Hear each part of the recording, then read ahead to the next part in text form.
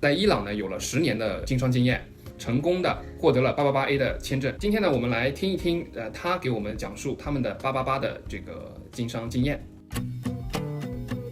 大家好啊，今天我们非常高兴的邀请到了 R 先生啊，来到我们的这个采访直播间。那么他是一位188这个投资移民客户，来到了澳大利亚。那么他的爸爸呢，在伊朗呢有了10年的经商经验。那么今天呢，也是他的爸爸请了他的儿子 Ahmad 来到这里接受我们的采访。2月11日，迈尔肯 Jane 团队呢，为了他一家成功的获得了888A 的签证。那么在此呢，祝贺他也成功的毕业了啊，拿到了这个永居。今天呢，我们来听一听他给我们讲述他们的888的这个经商经验啊，跟大家一起分享一下。Ahmad, so we will take some a little bit of interview with you about your how you overcome all difficulties and gain the AAA visas. Okay, so I will ask you 5 questions about that. Yes, and you can share your experience with our audience. So the first question is, what made you to come to Australia, and how did you get in touch with our company, Montgomery International Consultants? We already had family members in Australia. They're living currently in Melbourne. But the thing is, Australia, it's a multicultural country. You will see people from all different corners of the world.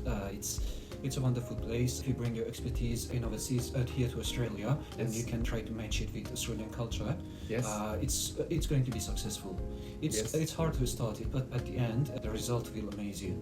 The result is great. Yeah, I know one of your old clients. Okay. One of your old clients from Iran. Right now, I forgot his name. It's okay. And he introduced us to your company. Okay, introduced Jan. Yeah, to you. Great. Old clients to recommend ours. So this is a very good opportunity to let us to get in touch overseas, not just the Chinese people, and include the people from other country. Yeah. What's your company main business, and why you choose this industry? When we arrived here in 2021. Actually, we are working as a wedding venue. We hold and host all kind of parties, birthdays, stuff like that. For weddings, we serve them the food, and we help them to plan their events. And it's good. We had another place back in our home country, in Afghanistan. My father started that business, then he left it to his brothers. This one is a small. This one we have in Australia is smaller. It's only hosts around 300 to 400 people, less than 300 to 400 people. Back then in Afghanistan, we could host 7,000 people at the same time. So because we had some expertise in that, and our research in about Australian culture, that was our conclusion that it would be the best thing to help us to help the community and get that positive turnover. Yeah. Australia community really need your type host some parties like that. Yes, and this is good choice and good for your business. Even help you to get the visa. Because whatever you do right now, Australia's fairly stable has a fairly stable economy. People are going to have their weddings. Nothing can stop that. People are going to have their parties. Nothing can stop that. Yes. So you're always going to have good choice. Yes. And if, for example, you don't need to spend too much on the marketing, because if you have, for example, 200 people on the night, if you satisfy even 60% of them, you're going to have more than 100 returning customers from the same night. Yes. And if they have the good experience, they will share their experience to their friends one by one. Because their guests are over Bring there. more kind of clients. The guests are over there. Yeah. If one of the guests want to hold a party, then they had the experience. So that's why I heard Jan said, you are very busy, very very busy. Even you cannot finish your documents. Yeah. So it was thanks to Jane and Sadie that we finished this application because we started this at the end of the year. We were so busy at that time. Yes, we will talk this later. Yeah. So the next question is, what's the difficulties and challenges did you face while starting your business in Australia?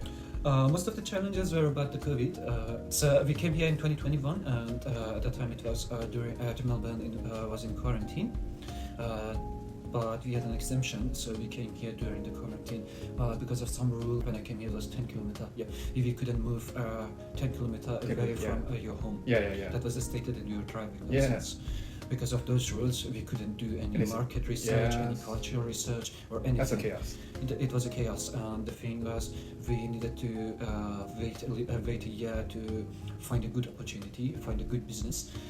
So we needed to wait for the community to heal a little bit more from the quarantine period, to know what are the norms, because the people's reaction during the quarantine, it was all over the place. You couldn't predict that it's going to stay the same, or the norm right now will stay the same. So we needed to wait to people settle down, they will calm down after the quarantine. And after that, we researched around for about 1.5 years. 1.5 years. Yeah. The hardest part was that research. Because we had someone here in the Australian business, small business world, so we had some idea on how we could start the company, what are the rules, what are the regulations, or we could just hire a professional to do that for us. Yes. Like a professional accountant, or even a counselor to help us with that. But the hardest part was that market research on which area we should focus on. And after that, it was the best option for us. So we bought the business and we rented the place. And in the first year, when they left the business to us, they had, it was in September 2022. I think it was 5 or 6 events booked in 3 months. We changed that in the same period. We changed that to around 35, 36 something events, the same as 3 months. Oh, that's a big change. Yeah, the main difficult part was because we did research truly. We found local professional staff before we even got the business. We found the local staff.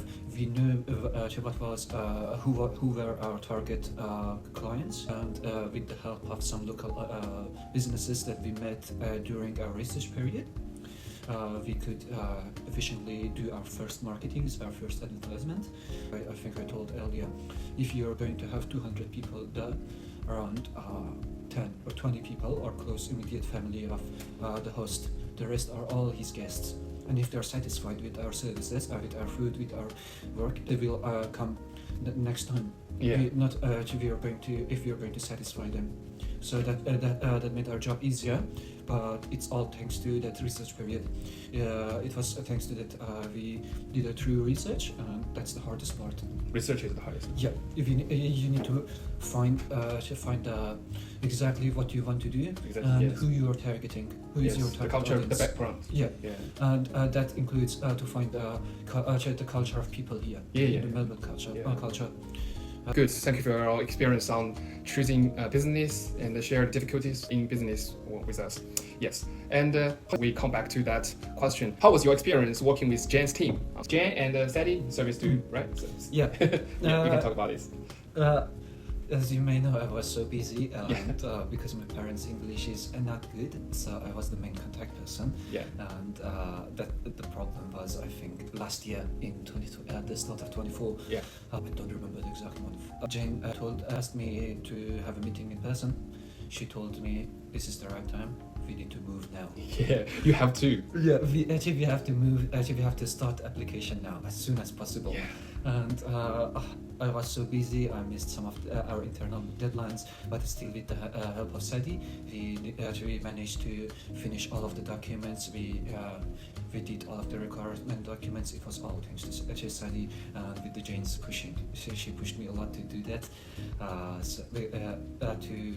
to help us to fill all the documents. The rest was all just waiting for the result. The result is great and successful. So we need thanks to the Jane's team. I really appreciate them. It was amazing, to be honest. Thank you very much. And the last question is, looking back on the entire process, as someone who gets through it, can you give some suggestion to someone who really is want to go to Australia, immigration to the Australia? Moving to a different country, it's hard. At the first few months, if you don't know anyone here, it's going to be so hard, both culturally and just environment, because people are humans are social creatures. They need other humans, but you find someone so much different. But the good thing about Melbourne, or Melbourne, Sydney, Brisbane and Perth, the 4 big cities in Australia, the good thing about them is it has lots of immigrants. Yeah. You can find lots of different cultures here that are integrated with Australian culture. Yes. That's the best part about this Australia Multiple cultures. Yeah. Famous. And it helps to negate that hardship, but still it's going to be hard. But the thing is, the end result will worth all the hardship, because you're going to meet amazing people here. People here are so chill. They are so cool about other people. They're so tolerating. If you meet many people here, you will find my point. Yes. They will help you a lot. You can find professional help easily, or even if you cannot do that, in all of the organization, even if they cannot help you, they cannot work with you, they will show you, they will give you advice on what you might do or how you can find your advice. Where is your best place to go? It can be in the business, or even if you're here on a student visa, or if you're here on a skilled visa, it's all the same thing. You need some help from the locals, and because the locals, they will help you, and even if they cannot help you, they will just give you a hint or advise you on where you can find that help. Yes, where to find out. If you're a student, it can be your teachers, your fellow classmates, or if you're here on a skilled visa, it can be your co-workers or your company's HR. The help is around you. Yes. It's so tough, and they help you, and the end result, I think it worth all the hardship. Yes, I think you are one of the amazing people. No. Yeah. Because that's too much. I'm not worth it. Because you supply such good service to your clients. I think you made many friends from this. Yeah. Right, and also you can gain much more when you're in Australia. Yeah. So thank you very much for accepting our interview. Thank you. We hope your life is greater and greater. Thank you.